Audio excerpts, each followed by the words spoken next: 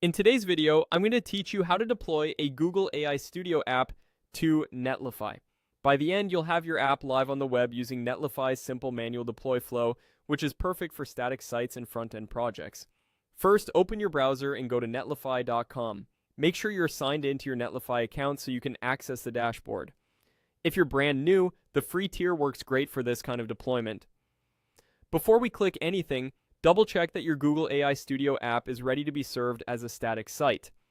That usually means you have a folder that includes an index.html file, your JavaScript and CSS assets, and any images or fonts. If your project has a separate build output folder, use that folder for deployment instead of the raw source code.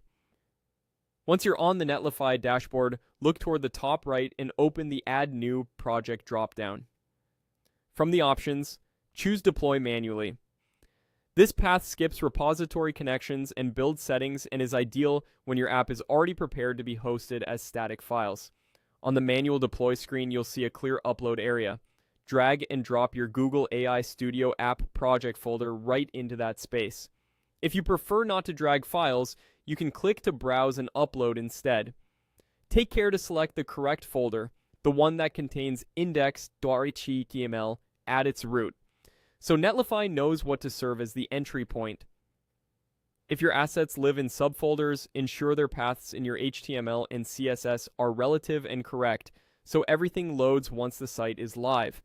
As the upload begins, Netlify will process your files and set up a new site automatically. This typically takes just a few moments.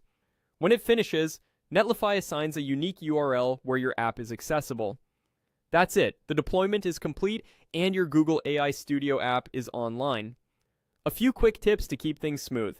Keep sensitive information out of your client-side code. Anything included in these static files is public.